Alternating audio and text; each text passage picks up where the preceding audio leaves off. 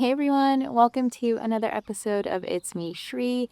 It's my favorite time in the garden because everything is in shade, and as you can tell behind me, there are lots of things to harvest today.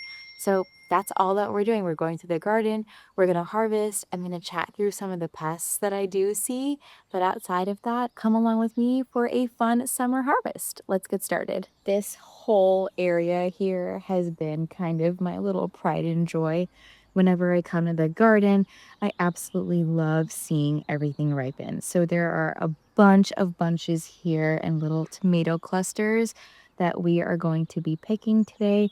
Some I like to keep on the vine until they're fully ripe, but let's see how lucky we get. There are some things that I'm noticing on my tomato plants, and I'm going to show you what those look like right now. But I do see a little bit of blight. This is an example of blight. I'm really lucky. My tomatoes are still producing. It's not the end of the world there. But whenever you see little spots like that on your leaves, this could be a couple of things. This is either a fungal or bacterial disease that's spreading through the tomatoes.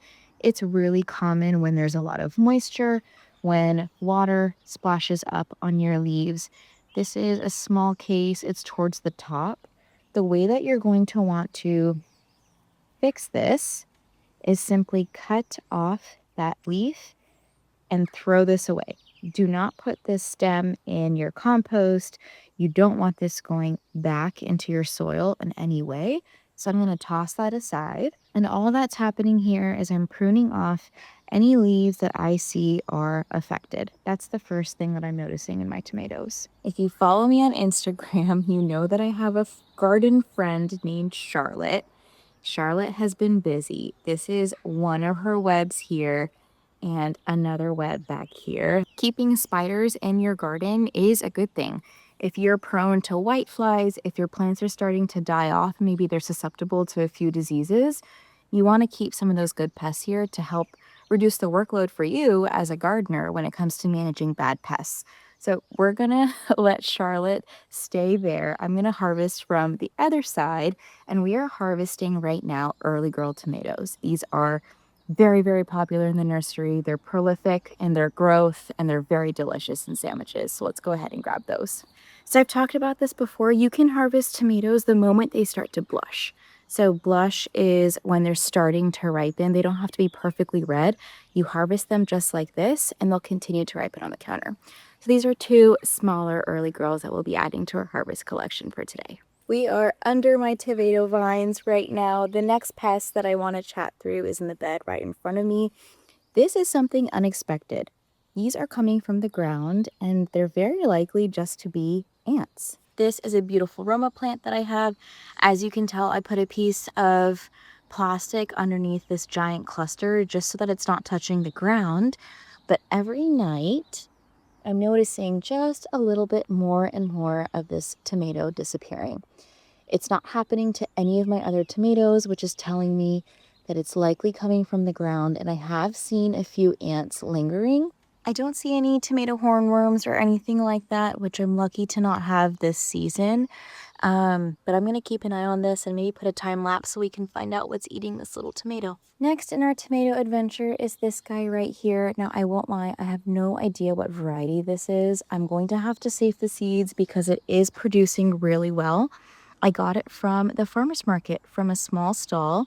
Just goes to show you that if you don't have the time to grow from seed or anything like that, you can still get tomato plants from literally anywhere. And way down here, I see a beautiful lunchbox pepper that I am going to harvest as well. Here we are. Beautiful yellow, absolutely gorgeous. Knock on wood, this season, I haven't seen one just yet, but the other way, oh shit. And as I say that, I'm incorrect. Okay, let me show you. Here's how I know I have a hornworm somewhere in my garden right now. These black dots that you see here, that is hornworm poop.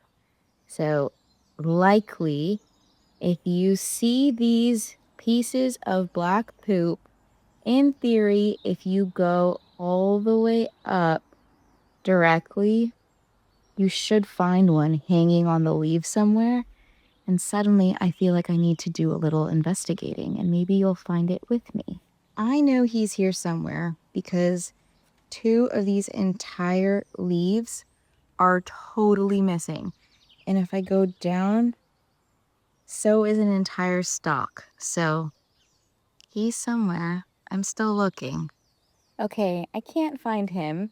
And now I'm a little grumpy. So I'm going to keep looking, but for now, let's finish up our harvest. And when I do find him, I'll be sure to share because this garden pest drives all gardeners crazy. Let's go ahead and get some black cherry tomatoes so we can change our scenery and maybe think of some happier things in the next few minutes. So what you're looking at here are a bunch of black cherry tomatoes. These are super delicious. I love them. When I first started growing vegetables, these were the first tomatoes that I started to grow, along with just some basic cherry tomatoes. That's simply because I love the size of them. You can see they produce really heavily. They come in any nursery that you go to, so you can easily find them. They're excellent in salads. Yeah, they're just a wonderful, tasty treat. We have gotten some tomatoes, peppers, black cherries here, and now we're going to add some beautiful reds to that mix. Now, don't forget, I still have Charlotte back there, so I'm being really careful about how I'm harvesting my tomatoes. I'm positive she's been putting in the work, keeping flies away from all of my tomato plants here. And so I'm going to be really gentle as I harvest. One of the ways that you know that your tomatoes are ready for plucking, they literally just fall off. You don't have to try too hard to pluck them off the vine. They just simply come right off in your hands. No hornworms have been found.